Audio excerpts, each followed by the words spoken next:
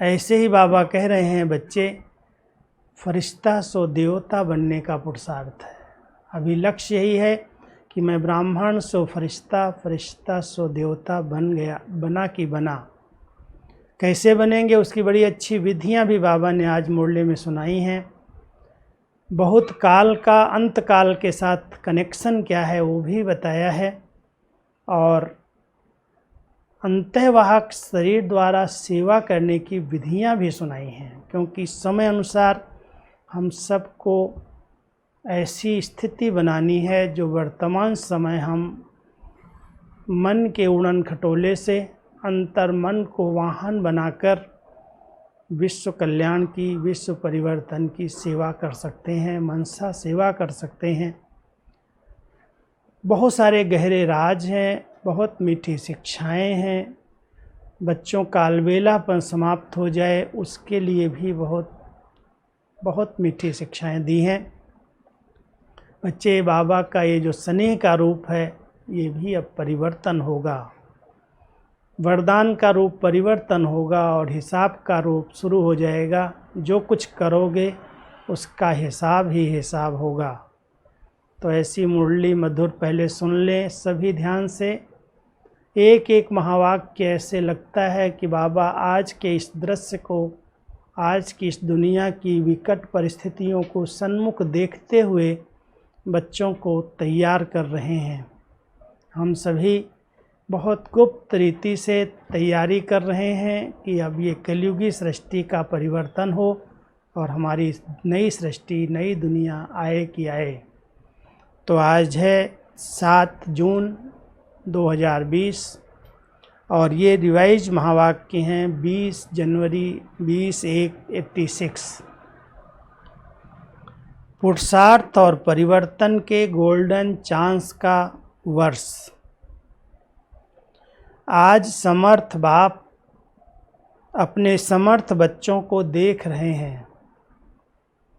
जिन समर्थ आत्माओं ने सबसे बड़े से बड़ा समर्थ कार्य विश्व को नया श्रेष्ठ विश्व बनाने का दृढ़ संकल्प किया है, हर आत्मा को शांत व सुखी बनाने का समर्थ कार्य करने का संकल्प किया है, और इसी श्रेष्ठ संकल्प को लेकर दृढ़ निश्चय बुद्धि बन कार्य को प्रत्यक्ष रूप में ला रहे हैं।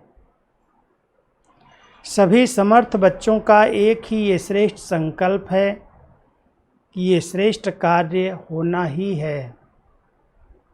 इससे भी ज़्यादा ये निश्चित है कि ये कार्य हुआ ही पड़ा है। होना ही नहीं, ये कार्य तो हुआ ही पड़ा है। कौन सा? नए विश्व की जो हम स्थापना कर रहे हैं वो सतयुग की स्थापना हुई ही पड़ी है। सिर्फ कर्म और फल के पुरुषार्थ और प्रारब्ध के निमित्त और निर्माण बनने के कर्म फिलॉसफी के अनुसार निमित्त बन कार्य कर रहे हैं। कर्म और फल, अगर कर्म नहीं करेंगे तो फल कैसे मिलेगा? पुरुषार्थ नहीं करेंगे तो प्रारब्ध कैसे मिलेगी? इसलिए ये निमित्त बन करके हम कर्म कर रहे हैं, लेकिन कार्य तो हुआ ही पड़ा है, भावी अटल है। सिर्फ आप श्रेष्ठ भावना द्वारा भावना का फल अविनाशी प्राप्त करने के निमित्त बने हुए हैं। दुनिया की अनजान आत्माएं यही सोचती हैं कि शांति होगी, क्या होगा, कैसे होगा। कोई उम्मीद नहीं दिखाई देती, क्या सचमुच शांति होगी? और आप कहते हो होगा तो क्या, लेकिन हुआ ही पड़ा है, क्योंकि नई बात नहीं है। अनेक बार हुआ है और अब भी हुआ ही पड़ा है। निश्चय बुद्धि निश्चित भावी को जानते हो। इतना अटल निश्चय क्यों है? इतना अटल निश्चय क्यों है? क्योंकि स्वपरिवर्तन के प्रत्यक्ष प्रमाण से जानते हो कि प्रत्यक्ष प्रमाण के आगे और कोई भी प्रमाण की आवश्यकता ही नहीं है। अगर आज 9-10 लाख बाबा के बच्चे अपने जीवन का परिवर्तन करके कलयुगी दुनिया का किनारा छोड़ चुके हैं, पवित्र और योगी बन रहे हैं, दिव्य गुणों की धारणा कर रहे हैं, तो इससे बड़ा और विश्व परिवर्तन का आधार क्या बनेगा। ये प्रत्यक्ष प्रमाण है कि अब ये दुनिया परिवर्तन होगी और ये आत्माएं ट्रांसफ़र होंगी। साथ साथ परमात्म कार्य सदा सफल है ही है।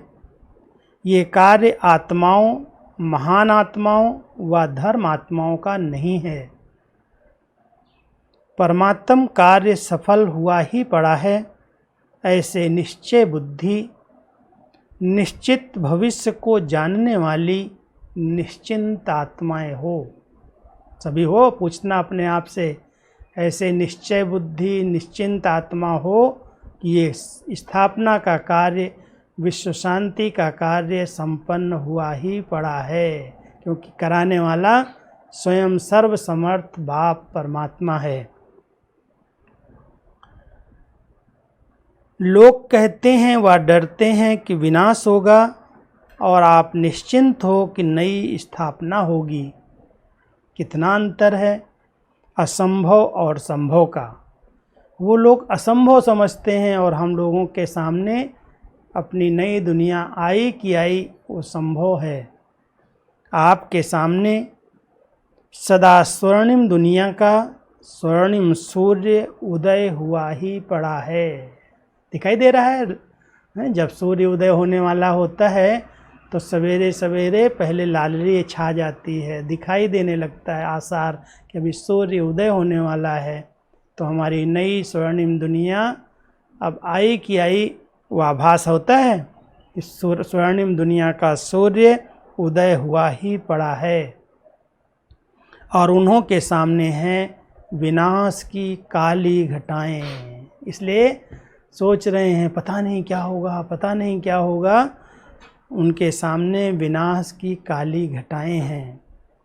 अभी आप सभी तो समय समीप होने के कारण सदा खुशी के घुंघरू डाल नाचते रहते हो। नाचते हो ना सभी, कि चिंता करते हो पता नहीं क्या होगा, ये कोरोना आ गया, ऐसा हो गया, ऐसा हो गया। कई बच्चे तो बेचारे इतना चिंतित हो जाते हैं, पता नहीं कल क्या होगा, बिजनेस का क्या होगा, नौकरी का क्या होगा। और बाबा के बच्चे चिंता तो नहीं करते हो ना, बहुत निश्चिंत स्थिति में सब अच्छे से अच्छा होगा। तो बाबा तो कह रहे हैं मेरे बच्चे खुशी की घुंघरू डाल नाचते रहते हैं कि आज पुरानी दुनिया है, कल हमारी स्वर्णिम दुनिया होगी। आज और कल इतना समीप पहुंच गए हो, आज और कल जैसे ऐसे स्टेप उठाना, कदम उठाना और नई दुनिया में पहुंच जाना। ऐसा लगता है ना कि ये कलयुग गया कि गया और हमारी स्वर्णिम दुनिया सतयुग आया कि आया। अभी इस वर्ष संपूर्णता और समानता का समीप अनुभव करना है। संपूर्णता आप सभी फरिश्तों का विजय माला ले आवाहन कर रही है। दिखाई देता है कि संपूर्णता हमारा आवाहन कर रही है, विजय माला ले खड़ी है। विजय माला के अधिकारी तो बनना है ना। संपूर्ण बाप और संपूर्ण स्टेज दोनों ही आप बच्चों को बुला रहे हैं।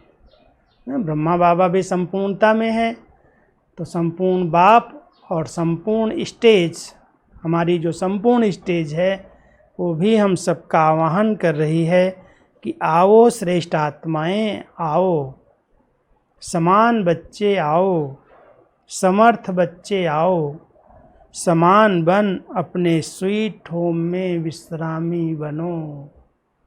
आता है याद, बाबा की आवाज़ कानों में गूंजती है।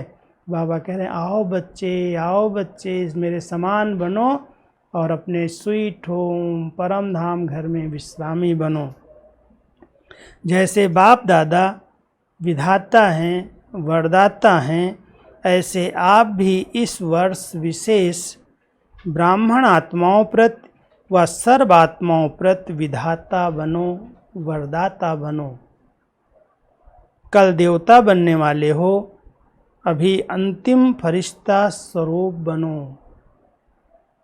फरिश्ता क्या करता? फरिश्ता क्या करता? वरदाता बन वरदान देता है। देवता सदा देता है, लेता नहीं है। लेवता नहीं कहते, तो वरदाता और विधाता, फरिश्ता सो विधाता। अभी ये महामंत्र, हम फरिश्ता सो देवता, इस मंत्र को विशेष स्मृति स्वरूप बनाओ। मन मना भो तो हो ही गए हो, ये आदि का मंत्र रहा। अभी इस समर्थ मंत्र को अनुभव में लाओ। ये होना चाहिए, ये मिलना चाहिए, ये दोनों ही बातें लेवता बनाती हैं। ये होना चाहिए, ये बनना चाहिए, चाहिए चाहिए माना लेवता। तो बाबा कहते हैं ये दोनों ही बातें लेवता बनाती हैं। लेवतापन के संस्कार देवता बनने में समय डाल देंगे। इसलिए इन संस्कारों को समाप्त करो। पहले जन्म में ब्रह्मा के घर से देवता बन नए जीवन, नए युग के 1 नंबर में आओ। संवत भी 111 हो, प्रकृति भी सतो प्रधान नंबर 1 हो, राज्य भी नंबर 1 हो, आपकी गोल्डन स्टेज भी नंबर 1 हो। एक दिन के फर्क में भी 1 से बदल जाएगा। श्री कृष्ण के साथ साथ आने के लिए हम सबको तैयारी करनी है। तैयार कर रहे हैं बाबा कि जब सतयुग का प्रारंभ हो, संवत की शुरुआत हो 111, तो हम सब उस समय हाजिर हों। अभी से फरिश्ता सो देवता बनने के लिए बहुत काल के संस्कार प्रैक्टिकल कर्म में इमर्ज करो। क्योंकि बहुत काल का जो गायन है वो बहुत काल की सीमा अभी समाप्त हो रही है। उसकी डेट गिनती नहीं करो। विनाश को अंतकाल कहा जाएगा। उस समय बहुत काल का चांस तो समाप्त हो जाएगा, लेकिन थोड़े समय का भी चांस समाप्त हो जाएगा। इसलिए बाप दादा बहुत काल की समाप्ति का इशारा दे रहे हैं। जो पुरुषार्थ का समय बहुत मिलना चाहिए, वो समय समाप्त हो जाएगा जब विनाश के नगाड़े बजने लगेंगे। इसलिए जो समय मिला है ड्रामा अनुसार, मैं तो ये कहूँगा सभी ब्राह्मण बच्चों के अंदर इतनी अंदर की खुशी है कि बाबा आपने मुझे इतना सुंदर चांस दिया है तपस्या का।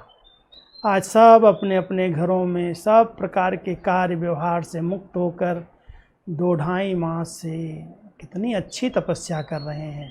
चारों तरफ से इतने अच्छे अच्छे समाचार आ रहे हैं। हमारी बहनें सेंटर्स पर कोई ने तो 21 दिन तक मौन रखा है। वंडरफुल पुरुषार्थ कर रहे हैं। घर गृहस्थ में रहने वाले भी जिनकी पूरी प्रवृत्ति ज्ञान मार्ग में है, उनका तो कहना ही क्या। उन्होंने तो घर को इतना मंदिर बना दिया।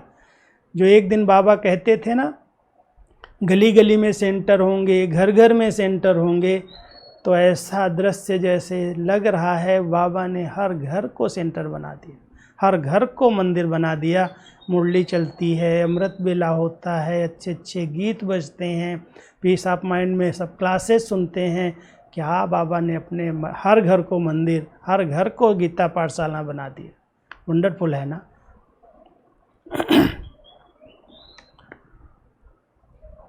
तो बाप दादा बहुत काल की समाप्ति का इशारा दे रहे हैं। फिर बहुत काल की गिनती का चांस समाप्त हो, थोड़ा समय पुरुषार्थ, थोड़ा समय प्रारब्ध, यही कहा जाएगा। कर्मों के खाते में अब बहुत काल खत्म हो, थोड़ा समय व अल्प काल आरंभ हो रहा है। इसलिए ये वर्ष परिवर्तन काल का वर्ष है। बहुत काल से थोड़े समय में परिवर्तन होना है।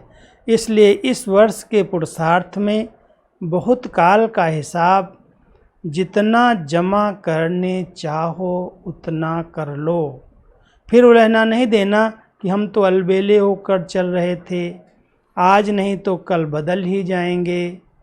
इसलिए कर्मों की गति को जानने वाले बनो।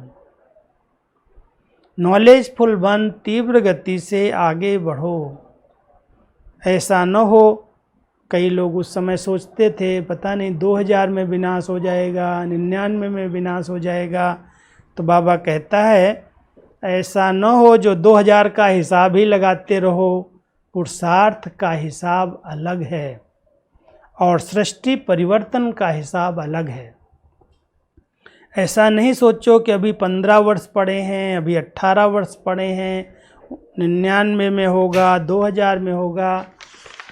यह सोचते ही नहीं रहना, हिसाब को समझो। अपने पुरुषार्थ और प्रारब्ध के हिसाब को जान, उस गति से आगे बढ़ो। नहीं तो बहुत काल के पुराने संस्कार अगर रह गए तो इस बहुत काल की गिनती धर्मराजपुरी के खाते में जमा हो जाएगी। अगर बहुत काल पुरुषार्थ नहीं किया तो फिर धर्मराजपुरी में तो जाना पड़ेगा। कोई का बहुत काल के व्यर्थ अयथार्थ कर्म विकर्म का खाता अभी भी है। देखो उस समय बाबा कह रहे हैं अभी भी है, और आज की स्थिति क्या है? आज खत्म हो गया क्या? अभी भी बहुतों का व्यर्थ का खाता अयथार्थ कर्म, जो श्रीमत के विपरीत कर्म है, ऐसे कर्म का खाता अभी भी बहुत है। इसलिए बाप दादा यह वर्ष एक्स्ट्रा गोल्डन चांस का वर्ष कर दे रहे हैं। जैसे पुरुषोत्तम युग है, वैसे ये पुरुषार्थ और परिवर्तन के गोल्डन चांस का वर्ष है। इसलिए विशेष हिम्मत और मदद के इस विशेष वरदान के वर्ष को साधारण 50 वर्ष के समान नहीं गंवा देना। अभी तक बाप स्नेह के सागर बन, सर्व संबंध के स्नेह में अलबेलापन, साधारण पुरुषार्थ, इसको देखते सुनते भी न सुन न देख बच्चों को स्नेह की एक्स्ट्रा मदद से एक्स्ट्रा मार्क्स देकर आगे बढ़ा रहे हैं। अभी तक लिफ्ट दे रहे हैं, लेकिन अभी समय परिवर्तन हो रहा है। इसलिए अभी कर्मों की गति को अच्छी तरह से समझ समय का लाभ लो। सुनाया था ना कि 18वां अध्याय आरंभ हो गया है। 86 में अव्यक्त बाबा को 18 वर्ष हो रहे हैं। तो बाबा कह रहे हैं ये 18वां अध्याय आरंभ हो गया है। 18 अध्याय की विशेषता, अब स्मृति स्वरूप बनो। 18वें अध्याय में क्या आया? गीता में 18वां अध्याय लास्ट है और उसमें आता है नष्टो मोहा स्मृति लब्धा। अभी स्मृति और विस्मृति नहीं, स्मृति स्वरूप अर्थात बहुत काल स्मृति स्वरूप और सहज रहे। अभी युद्ध के संस्कार, मेहनत के संस्कार, मन को मुझाने के संस्कार, कौन कौन से संस्कार समाप्त करने हैं? युद्ध के संस्कार, मेहनत के संस्कार, मन को मुझाने के संस्कार, अब इसकी समाप्ति करो। नहीं तो यही बहुत काल के संस्कार बन अंतमति सो भविष्य गति प्राप्त करने के निमित्त बन जाएंगे। सुनाया ना? अभी बहुत काल के पुरुषार्थ का समय समाप्त हो रहा है और बहुत काल की कमजोरी का हिसाब शुरू हो रहा है। समझ में आया? इसलिए ये विशेष परिवर्तन का समय है। अभी वरदाता है कौन? शिव बाबा बाप हमारा भी वरदाता है। फिर हिसाब किताब करने वाले बन जाएंगे। अभी सिर्फ स्नेह का हिसाब है, तो क्या करना है? स्मृति स्वरूप बनो। स्मृति स्वरूप स्वतः ही नष्टो मोहा बना देगा। अभी तो मोह की लिस्ट बड़ी लंबी हो गई है। एक स्व की प्रवृत्ति, देखो कितने प्रकार की प्रवृत्ति है। एक स्व की प्रवृत्ति, एक दैवी परिवार की प्रवृत्ति, एक सेवा की प्रवृत्ति, एक हद की प्राप्तियों की प्रवृत्ति। इन सभी से नष्टो मोहा, प्रवृत्ति से नष्टो मोहा बनना पड़ेगा। न स्व की प्रवृत्ति, न दैवी परिवार की प्रवृत्ति, न सेवा की प्रवृत्ति, न हद के प्राप्तियों की प्रवृत्ति। बाबा कहता है ये जो प्रवृत्तियां हैं इन सभी से नष्टो मोहा, अर्थात न्यारे बन प्यारे बनो। मैंपन अर्थात मोह। मैंपन क्या है? अगर न्यारेपन नहीं है तो ये मेरी प्रवृत्ति है, मेरी सेवा है, मेरा परिवार है, मेरे को प्राप्तियां हैं। बाबा कहता है ये मैंपन अर्थात मोह, इससे नष्टो मोहा बनो, तब बहुत काल के पुरुषार्थ से बहुत काल के प्रारब्ध की प्राप्ति के अधिकारी बनेंगे। बहुत काल अर्थात आदि से अंत तक की प्रारब्ध का फल। सतयुग से लेकर के जो 84 जन्म की प्रारब्ध है उसका फल प्राप्त करने के लिए बहुत काल का पुरुषार्थ चाहिए। वैसे तो एक एक प्रवृत्ति से निवृत्त होने का राज भी अच्छी तरह से जानते हो और भाषण भी बहुत अच्छा कर सकते हो, लेकिन निवृत्त होना अर्थात नष्टो मोहा होना। समझा? पॉइंट्स तो आपके पास बाप दादा से भी ज़्यादा हैं बच्चों की। बाबा देखते हैं मनन कैसे करते हैं, चिंतन कैसे करते हैं, क्लासेज कैसे कराते हैं। बाबा कहता है बाप दादा से भी ज़्यादा मेरे बच्चों के पास पॉइंट्स तो हैं, इसलिए पॉइंट्स क्या सुनाएं। पॉइंट्स तो हैं, अब पॉइंट बनो, पॉइंट बन जाओ, सब बिंदु बन जाओ। बहुत पॉइंट्स हैं अंदर, बाबा कहते हैं पॉइंट बनो।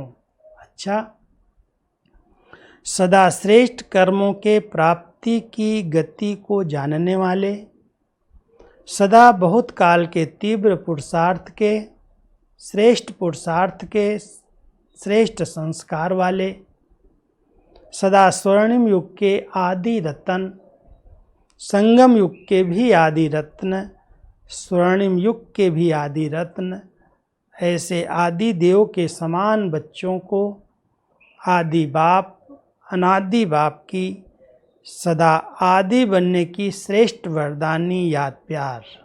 कौन सा वरदान बाबा दे रहा है? आदि बनने की। अनादि और आदि दोनों पिता हम सबको सतयुग के आदि में आने का वरदान दे रहे हैं। ऐसे श्रेष्ठ वरदानी याद प्यार और साथ साथ सेवाधारी बाप की नमस्ते। बाप हमारा सेवाधारी, वो हम बच्चों को कहता है नमस्ते। दादियों से बाबा पूछ रहे हैं घर का गेट कौन खोलेगा, गोल्डन जुबली वाले व सिल्वर जुबली वाले? ब्रह्मा बाप के साथ गेट तो खोलोगे ना, या पीछे आओगे? साथ जाएंगे तो सजनी बनकर जाएंगे और पीछे जाएंगे तो बाराती बनकर जाएंगे। संबंधी भी तो बाराती कहे जाएंगे। नज़दीक तो हैं लेकिन कहा जाएगा बारात आई है। तो कौन गेट खोलेगा? गोल्डन जुबली वाले व सिल्वर जुबली वाले? जो घर का गेट खोलेंगे वही स्वर्ग का भी गेट खोलेंगे। अभी वतन में आने की किसको मना नहीं है, ये दूसरी बात है। अव्यक्त वतन में कभी भी बच्चे आ सकते हैं। बाबा कहता है उसके लिए कोई भी टाइम फिक्स नहीं है। अभी वतन में आने की किसको भी मना नहीं है। साकार में तो फिर भी बंधन है, समय का, सरकमस्टांस का। वतन में आने के लिए तो कोई बंधन नहीं है। अभी देखो मधुबन में आने का ही बंधन है सबको, नहीं आ सकते हैं चाहते भी। कितने लोग सोचते हैं कब जाएंगे कब जाएंगे। बाबा कहता है ये तो साकार दुनिया के बंधन है, लेकिन मेरे अव्यक्त वतन में आने के लिए कोई बंधन नहीं है। कभी भी चले जाओ, कोई उसके लिए लॉकडाउन नहीं है। वतन में आने के लिए कोई बंधन नहीं है, कोई नहीं रोकेगा, टर्न लगाने की भी ज़रूरत नहीं है। अभ्यास से ऐसा अनुभव करेंगे जैसे यहाँ शरीर में होते हुए 1 सेकेंड में चक्कर लगाकर वापस आ गए।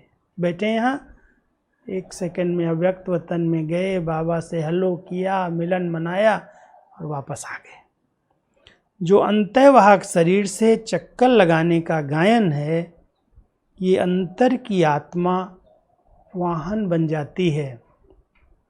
तो जैसे अनुभव करेंगे, जैसे बटन दबाया, विमान उड़ा, चक्कर लगा के आ गए। सबके पास है ना विमान, कौन सा? बुद्धि का विमान है। सिर्फ बटन दबाया, स्मृति का स्विच ऑन किया और 1 सेकेंड में बाबा के पास गए और वापस आए। तो ऐसे अनुभव होगा।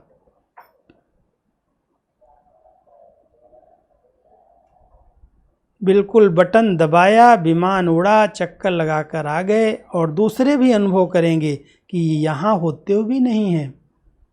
जैसे बाबा बड़ा अच्छा मिसाल दे रहे हैं, जैसे साकार में देखा ना, ब्रह्मा बाबा को देखा ना, क्या देखा? बच्चों से बात कर रहे हैं और बात करते करते गुम हो गए। बात करते करते सेकंड में सुन रहे हैं, अभी अभी यहाँ हैं, अभी अभी नहीं है, गुम हो जाते थे। ये अनुभव किया ना? ऐसे अनुभव किया कि नहीं किया? ब्रह्मा बाबा से कोई बात करता था तो ऐसे लगता है जैसे बाबा यहाँ है ही नहीं, गुम हो गया। इसमें सिर्फ, इसके लिए क्या करना पड़ेगा? इसमें सिर्फ स्थूल विस्तार को समेटने की आवश्यकता है। जहाँ जहाँ बुद्धि भटकती है ना, जिन विस्तारों में, संबंधों में, बिजनेस में, इधर उधर प्रवृत्तियों में, बाबा कहता है उसको समेटने की आवश्यकता है। जैसे साकार में देखा, इतना विस्तार होते भी अंतिम स्टेज क्या रही? विस्तार को समेटने की, उपराम रहने की। अभी अभी स्थूल डायरेक्शन दे रहे हैं और अभी अभी अशरीरी स्थिति का अनुभव करा रहे हैं। तो ये समेटने की शक्ति की प्रत्यक्षता देखी। जो आप लोग भी कहते थे कि बाबा यहाँ है या नहीं है, सुन रहे हैं या नहीं सुन रहे हैं। ऐसे कई बार बाबा के साथ ऐसे अनुभव होता था, बाबा को बच्चे सुना रहे हैं लेकिन बाबा सुन रहा है या नहीं सुन रहा है, ऐसे लगता था यहाँ है ही नहीं। लेकिन तीव्र गति ऐसी होती है जो कार्य मिस नहीं होगा। ऐसे नहीं आपने कोई जरूरी बात बाबा को कही और बाबा से मिस हो गई, सुनते भी नहीं सुनी, ऐसा नहीं था। तीव्र गति थी, बुद्धि की स्पीड थी, जो कार्य मिस नहीं किया। आप बात सुना रहे हो तो बात मिस नहीं करेंगे, लेकिन गति इतनी तीव्र है जो दोनों ही काम 1 मिनट में कर सकते हैं। सार भी कैच कर लेंगे और चक्कर भी लगा लेंगे। ये अभ्यास करना कि हम बात भी कर रहे हैं, उनकी बात को समझ भी रहे हैं और चक्कर भी लगा रहे हैं। बुद्धि एक साथ कितने काम कर सकती है, इस पर विचार करना। ऐसे भी अशरीरी नहीं होंगे जो कोई बात कर रहा है और आप कहो कि हमने तो सुना ही नहीं। गति फास्ट हो जाती है, बुद्धि इतनी विशाल हो जाती है जो एक ही समय पर दोनों कार्य कर सकती है। ये तब होता है जब समेटने की शक्ति यूज करो। अभी प्रवृत्ति का विस्तार हो गया है, उसमें रहते हुए यही अभ्यास फरिश्तेपन का साक्षात्कार कराएगा। अभी एक छोटी छोटी बात के पीछे ये जो मेहनत करनी पड़ती है, वो स्वतः ही ऊंचे जाने से ये छोटी बातें व्यक्त भाव की अनुभव होंगी। ऊंचे जाने से नीचापन अपने आप छूट जाएगा, मेहनत से बच जाएंगे, समय भी बचेगा और सेवा भी फास्ट होगी। नहीं तो कितना समय देना पड़ता है, एक छोटी छोटी बात के लिए कितना समय देना पड़ता है। बाबा कहता आप ऊंचे चले जाओ, ऊंची स्थिति में पहुंचोगे तो इन छोटी छोटी बातों में आपको समय नहीं देना पड़ेगा। अच्छा, अब सिल्वर जुबली के बच्चों से बाप दादा ने संदेश उनके प्रति भेजा है, क्योंकि गोल्डन जुबली तो पुराने जो 50 साल वाले थे आदि रतन उनकी मनाई गई, लेकिन जो सेवा प्रारंभ हुई 25 साल जिनको पूरे हुए उनकी सिल्वर जुबली के लिए बाबा का स्नेह भरा संदेश है। रजत जयंती के शुभ अवसर पर रूहानी बच्चों के प्रति स्नेह के सुनहरे पुष्प। सारे विश्व में ऊंचे ते ऊंचे महायुग के महान पाठधारी युग, सारे विश्व में ऊंचे से ऊंचे महायुग के महान पाठधारी युग परिवर्तक बच्चों को श्रेष्ठ सुहावने जीवन की मुबारक हो। सेवा में वृद्धि के निमित्त बनने की विशेष भाग्य की मुबारक हो। आदि से परमात्म स्नेही और सहयोगी बनने की, सैंपल बनने की मुबारक हो। समय के समस्याओं के तूफान को तोहफा समझ सदा विघ्न विनाशक बनने की मुबारक हो। बाप दादा सदा अपने ऐसे अनुभवों के खजानों से संपन्न सेवा के फाउंडेशन बच्चों को देख हर्षित होते हैं और बच्चों के साहस के गुणों की माला सुमिरन करते हैं। ऐसे लकी और लवली अवसर पर विशेष सुनहरे वरदान देते सदा एक बन एक को प्रत्यक्ष करने के कार्य में सफल भव। अब वरदान सुनो। सदा एक बन एक को प्रत्यक्ष करने के कार्य में सफल भव, रूहानी जीवन में अमर भव, प्रत्यक्ष फल और अमर फल खाने के पद्मा पदम भाग्यवान भव। ये सब वरदान हम सब के लिए हैं कि एक तरफ रूहानी जीवन, इस अलौकिक जीवन में अमर भव, एक के हैं, एक बन करके रहें, उसमें भी सफल हों, कार्य में सफल हों, उसका वरदान, और प्रत्यक्ष फल और अमर फल खाने का वरदान, पद्मा पदम भाग्य का वरदान बाबा दे रहे हैं। अच्छा, आज का वरदान आज की मुरली से है। वाह ड्रामा वाह की स्मृति से अनेकों की सेवा करने वाले सदा खुशनुमा भव। वाह वाह करना, वाह ड्रामा वाह, इस स्मृति से अनेकों की सेवा करने वाले सदा खुशनुमा भव। इस ड्रामा की कोई भी सीन देखते हुए वाह ड्रामा वाह की स्मृति रहे तो कभी घबराएंगे नहीं, क्योंकि ड्रामा का ज्ञान मिला कि वर्तमान समय कल्याणकारी युग है। इसमें जो भी दृश्य सामने आते हैं उसमें कल्याण भरा हुआ है। वर्तमान में कल्याण दिखाई न भी दे, लेकिन भविष्य में समाया हुआ कल्याण प्रत्यक्ष हो जाएगा। तो वाह ड्रामा वाह की स्मृति से सदा खुशनुमा रहेंगे। पुरुषार्थ में कभी भी उदासी नहीं आएगी। स्वतः ही आप द्वारा अनेकों की सेवा होती रहेगी। स्लोगन है, शांति की शक्ति ही मनसा सेवा का सहज साधन है। जहाँ शांति की शक्ति है वहाँ संतुष्टता है। शांति की शक्ति है, संतुष्टता है, और शांति की शक्ति ही मनसा सेवा का साधन है। तो ऐसी मीठी मीठी मुरली सबने सुनी, अपने अंदर समाई। वाह बाबा वाह, वाह ड्रामा वाह।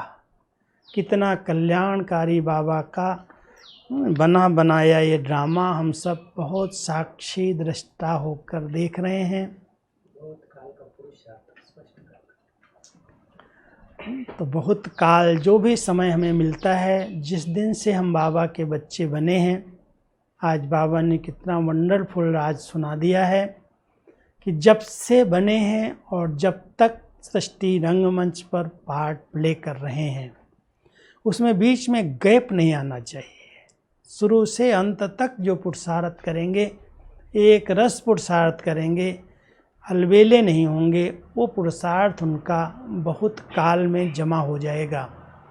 अगर मान लो आज विनाश की कोई भी घड़ी ऐसी आ गई, हाहाकार मच गया, गृह युद्ध छिड़ गया, प्राकृतिक आपदाएं आ गई, अनेक समस्याओं में लोग उलझ गए। अभी तो एक छोटी सी समस्या में उलझे हुए हैं। कई ब्राह्मण आत्माएं भी अपना समय, अपनी एनर्जी इसके पीछे नष्ट कर रहे हैं। योग नहीं लगता, बैठ जाते हैं, भले कहते हैं बैठे हैं, लेकिन अगर ज़्यादा समाचारों का इंटरेस्ट है तो आप पूछना क्या हमारा पुरुषार्थ चल रहा है, योग लग रहा है, स्थिति बड़ी अचल है, अडोल है, वाह ड्रामा वाह का ज्ञान पक्का है, नथिंग न्यू, निश्चिंत स्थिति है। अगर नहीं है तो ये पुरुषार्थ नहीं हो रहा है, युद्ध चल रही है। और बाबा चाहते हैं कि बच्चों की अभी युद्ध समाप्त हो जाए, मेहनत समाप्त हो जाए। जब से बाबा के बने हैं और जब तक संगम युग का ये जीवन है, अगर हमारा लगातार एक रस पुरुषार्थ चलता रहेगा तो यही पुरुषार्थ हमारा बहुत काल में जमा हो जाएगा। अगर बीच बीच में खंडित हो जाएगा तो बहुत काल नहीं कहेंगे। और जो बहुत काल से पुरुषार्थ कर रहे हैं, माना जब से बाबा के बच्चे बने तब से और आगे से आगे बढ़ रहे हैं, कोई भी रुकावट उनको रोक नहीं रही है, तो उनके पुरुषार्थ को बहुत काल में गिनती किया जाएगा। अभी अभी आए और अभी अभी उलझ गए, आकर के मन की उलझन, अनेक प्रकार की उलझनों में अगर हम लग गए और पुरुषार्थ में अलवेले हो गए, या हम दूसरों को देखने लगे, ये क्या करता, वो क्या करता, इसने कहाँ किया, ये तो इतने साल से कर रहा है, इसकी जीवन नहीं बदली, तो बाबा कहता है अगर तुमने दूसरों को देखना शुरू किया तो आपका पुरुषार्थ खंडित हो जाएगा। हम सबको अखंड पुरुषार्थ करना है, इसलिए बहुत काल का पुरुषार्थ माना। जब से हम बाबा के बच्चे बने हैं आज तक पुरुषार्थ में किसी भी प्रकार की रुकावट ना आए, कोई भी विघ्न हमारे पुरुषार्थी जीवन में डगमग न कर दे। ऐसे नहीं आज ऊंची चोटी पर चढ़े और कल एकदम नीचे आ गए। कई बार बाबा ने ये बात हम सबको बताई है कि कई बच्चे पुरुषार्थ बहुत समय करते हैं। मैं मम्मा का मास चल रहा है, मैं एक दो बातें मम्मा की सुनाता हूँ। मम्मा एक बात बहुत ध्यान खिंचवाती थी कि मेरे बच्चे पुरुषार्थ तो बहुत अच्छा करते हैं, अमृत वेले उठेंगे, बार बार मुरली स्टडी करेंगे, बाबा की याद में भोग लगाएंगे, भोग खाएंगे, कर्म में रह करके योगी जीवन जिएंगे, बहुत अच्छी कमाई करते रहते हैं, बहुत अच्छी जमा का खाता बढ़ाते रहते हैं। लेकिन एक दिन 6 मास के बाद भी एक दिन कोई बात उनको अच्छी नहीं लगी और अंदर से गुस्सा आ गया, क्रोध किया, तो जितनी कमाई जमा की है वो माइनस में चली गई। एक दिन का गुस्सा, या जैसे साकार ब्रह्मा बाबा की मुरलियाँ में हम सुनते आए हैं, बाबा हमेशा ये कहते आए हैं कि बच्चे अगर एक विकार के अधीन हुए तो तुमने जो इतने समय की कमाई की वो कमाई तुम्हारी चट हो गई, ख़त्म हो गई। तो हम सब एक ध्यान दें कि बहुत काल माना, उसके बीच में कभी भी कोई भी विकार, कोई भी बुराई उस विकार पुरुषार्थ को खंडित न कर दे, लगातार चलता रहे जब तक जीवन है। कहते हैं जब तक जीना है तब तक सीखना और पढ़ना है। पुरुषार्थ क्या है? हम हर बात को, मम्मा के पुरुषार्थ में एक बात और सुनाता हूँ। मम्मा पुरुषार्थ थी, उनको कहती थी जो एक बार अगर कोई भूल हुई वो दोबारा रिपीट ना हो गई, पता चल गया कि भूल मेरे से हुई, मेरे से कोई गलती हो गई, वो बार बार फिर से रिपीट ना हो, बस उसी समय महसूस हुआ, प्रतिज्ञा की, परिवर्तन किया। तो बहुत काल के पुरुषार्थ में लगातार एक रस खुशनुमा जीवन है, बहुत अच्छी स्थिति, आत्मिक स्थिति बनी हुई है। कर्म इंद्रियों से कर्म करा रहे हैं लेकिन अधीनता नहीं है। तो ये पुरुषार्थ अगर हम सब कर रहे हैं, मालिक बन करके इन कर्म इंद्रियों से कर्म करा रहे हैं, एक बाबा के लगन में मगन रहते हैं, प्यार में खोए रहते हैं, बाबा की महिमा, बाबा करन करावन हार करा रहा है, इस नशे और खुशी में रहते बहुत अच्छी उमंग उत्साह वाली जीवन लगातार चलती रहती है, अप डाउन नहीं। तो ये लगातार पुरुषार्थ ही बहुत काल के पुरुषार्थ में जमा हो जाता है। कईयों को तो अभी मान लो 2 साल हुआ है, 3 साल हुआ है, 4 साल हुआ है, तो ऐसे नहीं सोचो हमारे लिए बहुत काल कहाँ है, हम तो बहुत थोड़े समय के लिए पुरुषार्थ कर रहे हैं। लेकिन जिन्होंने बहुत काल से 25 साल से, 40 साल से, 50 साल से किया है, अगर उनका बीच बीच में खंडित हो रहा है कभी बहुत उमंग उत्साह है, कभी एकदम सोडा वाटर, कभी एकदम डल पुरुषार्थ हो जाता, अवज्ञाएं हो जाती हैं। तो खंडित होने वाले पुरुषार्थी से अगर लास्ट में आने वाला भी लगातार एक रस पुरुषार्थ करता है, तन मन धन समय सफल करता है, सब कुछ सफल करके अपनी एक रस स्थिति बना करके रहता है, तो हो सकता है 25-30 साल वाले पुरुषार्थी से 2-4 साल वाला लास्ट में आने वाला भी उनसे फास्ट चला जाए। मार्जिन है। इसलिए बाबा कई बार जब लास्ट बच्चों को, अभी आने वाले बच्चों को देखते हैं तो यही कहते हैं, बच्चे ऐसी रेस करो जो लास्ट सो फास्ट और फास्ट सो फर्स्ट आ जाओ।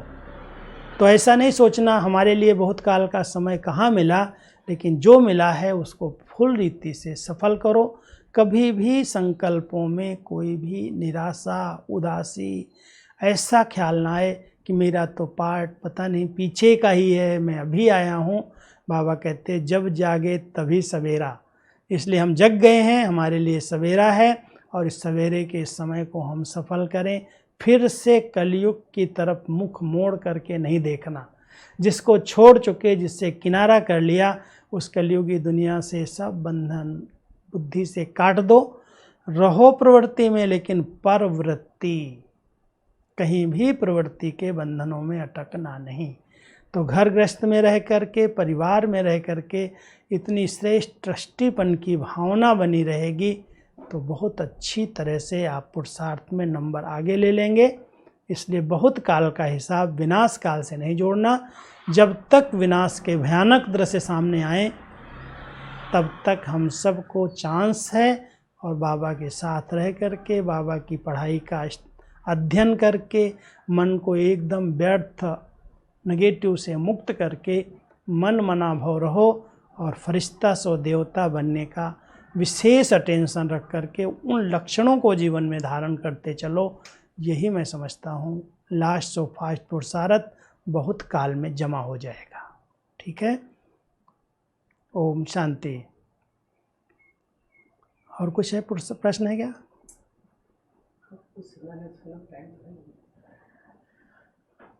तो बाबा की मुरली जब ऐसी चलती है, हम तो कहेंगे कि आप सभी बाबा के बच्चों का प्यार तो बाबा की मुरली से है, और हम सब ब्राह्मणों का जी दान संगम युग पर ये मुरली ही है। मुरली के सिवाय हमारी और कोई पढ़ाई है क्या? और बाबा ने हम सबको यही 4 सब्जेक्ट पढ़ा दिए हैं। कोई ज़्यादा लंबी चौड़ी पढ़ाई नहीं पढ़ाई। चाहे 50, 60, 80 साल वाले बच्चे हैं, चाहे अभी के आए हुए बच्चे हैं, सब के लिए एक ही मुरली पढ़ाई है। लेकिन उस पढ़ाई को, उस ज्ञान रत्नों को स्वरूप में किसने कितना लाया है, जीवन में उतारने के आधार से उसको मार्क्स मिल रहे हैं। तो हम सब जो सुनते हैं वो हमारे स्वरूप में आता जाए। बाबा की बातों को इतनी गहराई से सुने, मनन करें, चिंतन करें, वही बात वर्णन करें, तो बाबा की पढ़ाई हमारे जीवन में आ जाएगी, तो हम नंबर 1 बन जाएंगे। तो बाबा हम सब बच्चों को कहते हैं, बच्चे, एक दादी जानकी जी का याद होगा गीत, संकल्प में उनके गीत बजता था, मैंने पायो रे 3 रतन, एक बाबा, एक मधुबन, एक मुरली। बाबा हम सबको मिला। कोई कहे मेरा बाबा से तो बहुत प्यार है, जिगरी प्यार है, लेकिन मुरली समझ में नहीं आती, मुरली में इंटरेस्ट नहीं रहता। पता नहीं, मुरली सुनते कई लोग तो झूमते हैं अच्छे मस्ती में आकर के, और कई मुरली सुनते सुनते निद्रा देवी की गोदी में चले जाते हैं। कई को कुछ बुद्धि में नहीं बैठता, क्योंकि बुद्धि जो है कई बातों से भरी हुई है, खाली नहीं है। जैसे नहीं, बाबा एक मिसाल देते हैं, शेरनी का दूध सोने के बर्तन में ठहरता है। अब ये इतना बाबा का ऊंचा ज्ञान, परम पवित्र परमात्मा के वर्षंस हमारी बुद्धि में ग्रहण हो, उसके लिए बुद्धि कितना स्वच्छ बर्तन चाहिए। गंदा बर्तन होगा तो ये कभी भी अपने बर्तन में ठहरेंगी नहीं बातें, सुनोगे भूल जाएंगी, याद ही नहीं रहेंगी। इसलिए हम सबको ध्यान देना है, बुद्धि रूपी बर्तन को व्यर्थ बातों से मुक्त रखो, कोई भी गंदगी ना आए। ये ऐसा है, वो ऐसा है, सरकार ऐसी है, फलाना ऐसा है, कई लोग इन्हीं बातों में सारा दिन उलझे रहते हैं, बुद्धि के अंदर यही सब बातें चलती रहती। अब ऐसी बुद्धि में बाबा कहाँ आएगा, बाबा की मुरली कहाँ आएगी। इसलिए बुद्धि रूपी बर्तन को बड़ा स्वच्छ बनाना, इतना साफ रखो कुछ भी हो जाए। मुझे एक बात याद आती है। मैं बाबा के सामने अव्यक्त रूप में जितनी बार गया हूँ, 3-4 बार, तो मुझे याद आता है बाबा ने मुझे एक ही कहा, बच्चे तुम्हें दिव्य बुद्धि का वरदान मिल गया है। और मैं जब भी बाबा ने वरदान दिया तो मेरे संकल्प में जरूर आया, बाबा ये वरदान तो जगदम्बा माँ का वरदान, सरस्वती का वरदान, बुद्धि, दिव्य बुद्धि, सरस्वती विद्या की देवी, ये वरदान बाबा मुझे दे रहा है। तो एक बार जब मैंने प्रश्न उठाया ऐसे अंदर से, बाबा से पूछा नहीं, क्योंकि बाबा के सामने पूछने का तो हिम्मत नहीं आती थी, अंदर उठा तो बाबा कहता है, पता है क्यों मिला है दिव्य बुद्धि का वरदान? बच्चे तुमने अपनी बुद्धि को कहीं भी दूसरी बातों में बिजी नहीं किया। जब से तुम बाबा के बने केवल स्वचिंतन किया, ज्ञान चिंतन किया, उसी में रहे। इसलिए स्वचिंतन करते, दूसरों को आगे बढ़ाने का चिंतन करते, तुम्हारी बुद्धि दिव्य बनती गई, स्वच्छ बनती गई और बुद्धि को वरदान मिल गया। बुद्धि दिव्य बन गई और ये दिव्य बुद्धि, ये वरदानी बुद्धि, लास्ट में बाबा ने एक बड़ा अच्छा शब्द दिया जो मुझे कभी नहीं भूला है कि जो चाहे वो कर सकती है। ऐसी दिव्य बुद्धि है, जो चाहे, जो आपके काम आएगा सामने, वो आप सहज कर सकते हो, सोचने की ज़रूरत ही नहीं है। इसलिए इस वरदान के आधार से पता है एक बार क्या हुआ, मैं फंसा एक बार। मुझे नशा तो था कि मेरे पास बाबा का दिव्य बुद्धि का वरदान है। मैं विदेश की तरफ एक बार गया और जब अचानक पहला विदेश का प्रोग्राम मेरा बना तो ऑस्ट्रेलिया की तरफ का बना, न्यूजीलैंड ऑस्ट्रेलिया का। तो जब बन रहा था तो मैंने जानकी दादी को फ़ोन किया, क्योंकि बड़ी दादी कहती थी विदेश जाने के लिए दादी की छुट्टी चाहिए, जानकी दादी से बात करो। तो मेरे मुख से दादी के आगे निकला, दादी मुझे तो ये संकल्प नहीं आता है कि मैं लंदन जाऊँ, मैं इधर ऑस्ट्रेलिया जाऊँ, न्यूजीलैंड जाऊँ, क्योंकि मुझे इंग्लिश नहीं आती। मुझे आप ऐसी जगह भेजो जहाँ मेरे को हिंदी में मुरली सुनाऊँ, हिंदी में क्लास कराऊँ। तो दादी बड़े रमणीकता से कहती, कहाँ जाना है? हमने कहा दादी ऑस्ट्रेलिया का प्रोग्राम बन रहा है और ऑस्ट्रेलिया में तो कोई हिंदी वाले नहीं हैं, सुना है उधर तो सब अंग्रेजी चलती है, लंदन है, नैरोबी है, इस साइड में तो हिंदी वाले मिलेंगे। तो दादी बड़े प्यार से कहती है, देख इंग्लिश तो मेरे को भी नहीं आती है, तो मैं भी नहीं जाऊँ, मैं तो सारी दुनिया में घूमती हूँ, जहाँ जाती हूँ ट्रांसलेशन वाले मिलते हैं, अपने आप करते हैं। इसलिए जो दादी कहती है जहाँ प्रोग्राम बना वहाँ तुम जाओ। और ड्रामा अनुसार क्या किया, जानकी दादी की तरफ से एक मेल सब जगह चला गया कि राजू भाई को ट्रांसलेशन करने वाला देना, जहाँ भी आएगा वो क्लास अच्छी कराएगा लेकिन ट्रांसलेशन करने वाला उनको चाहिए। तो मेरे को 2 चीज़ें सब जगह मिल जाती थी, एक इंडियन फूड मिल जाता था, कोई ना कोई इंडियन बहनें आती थी बनाती थी, और दूसरा ट्रांसलेशन करने वाले कोई ना कोई भाई या बहनें आ जाते थे। सब जगह क्लासेज अच्छी हुई, सब बड़े खुश हो गए। लेकिन ऑस्ट्रेलिया के एक रिट्रीट सेंटर पर मैं गया और उस रिट्रीट सेंटर में 20-22 लोग रहते थे, सब अंग्रेज़ थे, एक भी हिंदी वाला नहीं था और वहाँ कोई भी ट्रांसलेशन वाला नहीं। थोड़ी बहुत बातचीत करने में तो चलो हल्के होके बात कर लेते थे, टूटी फूटी इंग्लिश मैं बोलता था, वो भी टूटी फूटी बोल के समझ जाते थे। लेकिन उनको ये लगा राजू भाई मुरली वाला आया है और यहाँ पर क्लास न कराए, मुरली न सुनाए, ऐसे कैसे होगा। तो मुझे बड़ी फोर्सली कहा कि देखो ये इंग्लिश मुरली तो आपको सुनानी पड़ेगी। अब मैं पहले तो घबराया थोड़ा, इंग्लिश मुरली सुनानी। फिर मुझे बाबा जैसे कह रहा, बच्चे तेरे को तो दिव्य बुद्धि का वरदान मिला हुआ ना, जो चाहे वो बुद्धि कर लेगी। मैंने कहा ठीक है। मैं मुरली लेके गया, इंग्लिश अपनी हिंदी मुरली इंग्लिश मुरली थोड़ा मिला जुला करके पढ़ करके देख लिया कि बाबा ये जो लाइन कह रहा है इसके आधार से कह रहा है। और मैंने वहाँ जा कर के बहुत प्यार से बाबा का आह्वान किया, बाबा ये मेरी परीक्षा है, मुझे इंग्लिश में यहाँ मुरली सुनानी और कोई भी हिंदी नहीं जानता, इसलिए मेरे शब्द हिंदी नहीं निकलने चाहिए। अब मैं तो इंग्लिश मुरली सुना दिया बहुत प्यार से, वही लहर में आ करके, थोड़ी बहुत तो पढ़ी हुई थी, तो जब पढ़ करके ऐसे सुनाई प्यार से मुरली तो वहाँ वाले तो बड़े होशियार, उन्होंने मुरली सुन के क्या तालियां बजाई और उसके बाद एक मेल बनाया और मेल में लिख दिया कि राजू भाई कहता है कि इंग्लिश नहीं आता हूँ, लेकिन इतनी अच्छी मुरली सुनाई जो मैंने कभी नहीं सुनी, बहुत अच्छी इंग्लिश में मुरली सुनाई। अब वो मेल सारे सेंटर्स पर भेज दिया गया।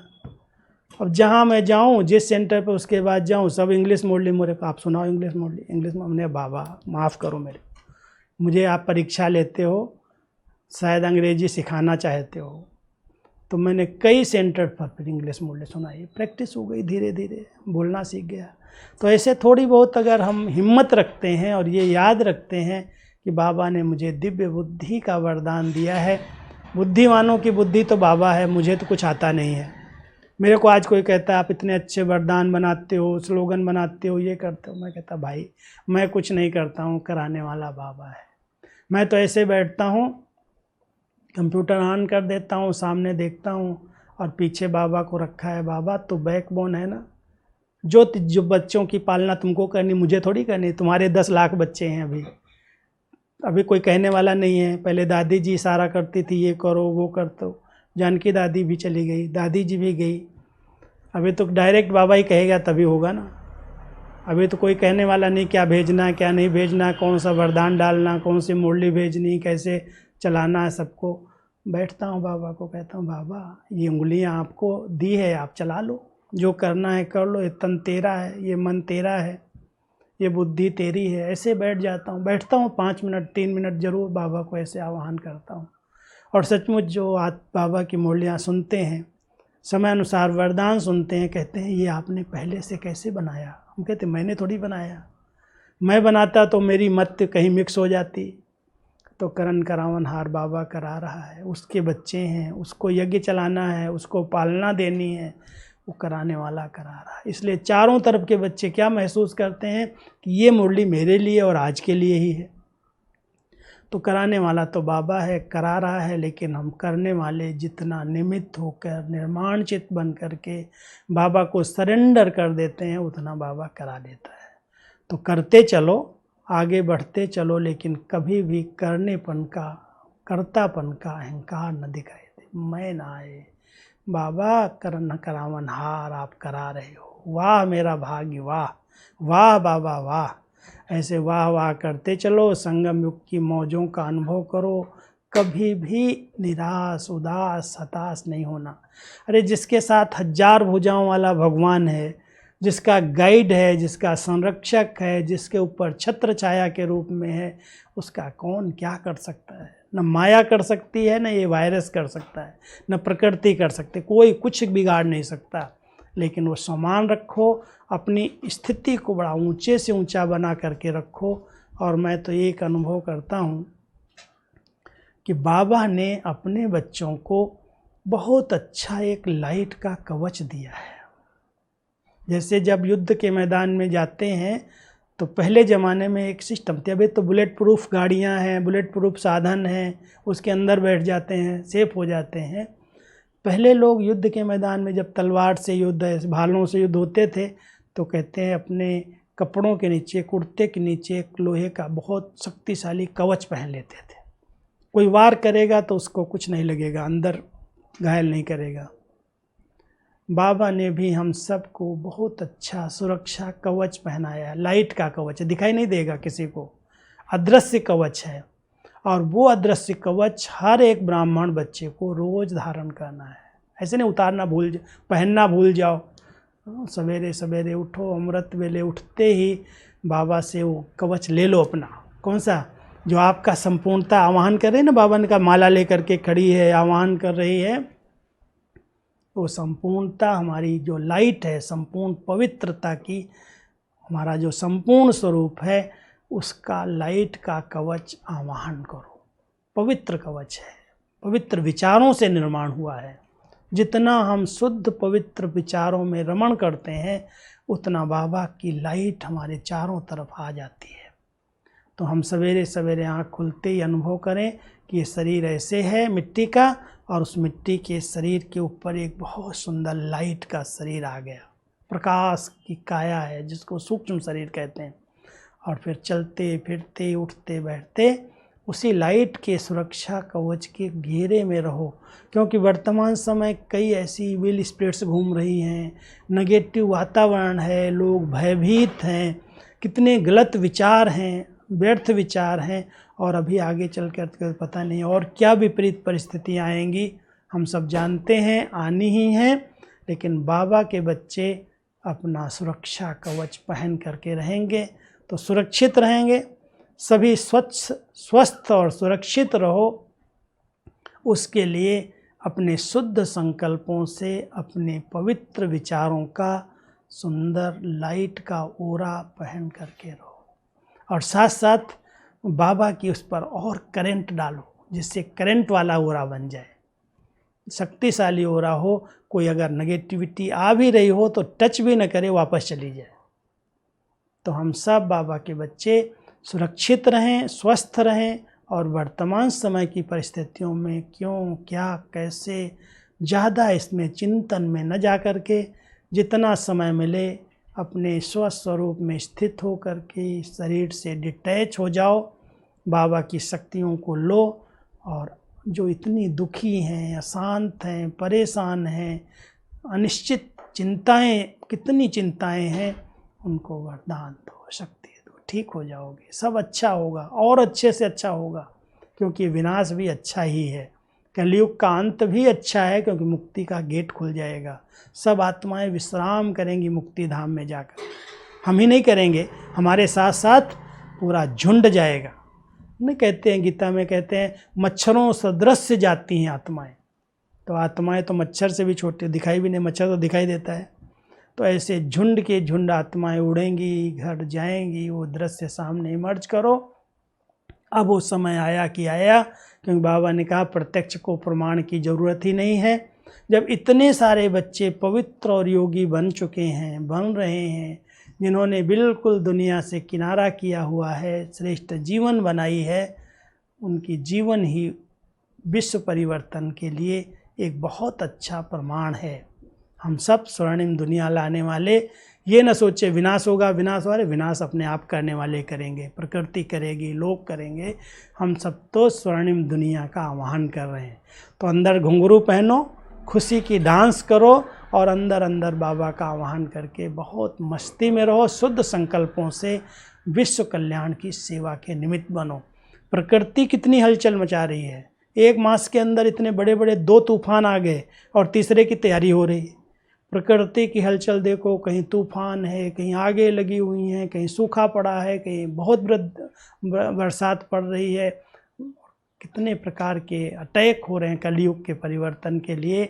बाबा कहता है बच्चे नथिंग न्यू, नई बात नहीं हो रही है।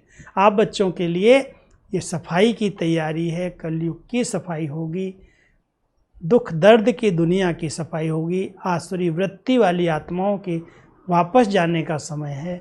इसलिए सब अंदर अंदर बहुत तैयारी करो, अपनी श्रेष्ठ स्थिति बनाओ, एक रस स्थिति बनाओ, सब कुछ अच्छा, सब अच्छे से अच्छा होगा। हम सब बाबा के बच्चे, बाबा के साथ विश्व परिवर्तन के, प्रकृति परिवर्तन के महान कार्य में निमित्त बने।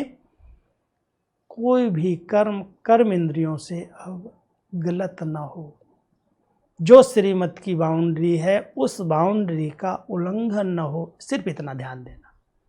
बाबा की बाउंड्री बनी हुई है, बहुत सहज योगी जीवन है, सरल जीवन है, निश्चिंत जीवन है, लेकिन जहाँ बाउंड्री क्रॉस होती, जहाँ मर्यादाएं टूटती, नियम टूटते हैं, वहाँ ही सब प्रकार की मेहनत और मुसीबत आती है, विघ्न आना शुरू हो जाते हैं। इसलिए हम सब बाबा के बच्चे विघ्नजीत बने, मेहनत मुक्त बने, सहज योगी, सरल योगी, कर्म योगी बने। कहीं भी रहो, किसी भी प्रकार की मर्यादा का उल्लंघन न हो, उस पर अटल रहो। कुछ भी हो जाए, हमें ईश्वरीय नियम और मर्यादाओं को दृढ़ता से पालन करना है, और बाबा की पालना का रिटर्न करना है। रिटर्न जाने के पहले सबको रिटर्न करना है। इतनी पालना बाबा दे रहा है, हम सब मिल करके उसको रिटर्न करें। ठीक है, अभी हम सब 3 मिनट बाबा को याद करें, और क्लास को संपन्न करेंगे। ओम शांति, ओम शांति, ओम शांति।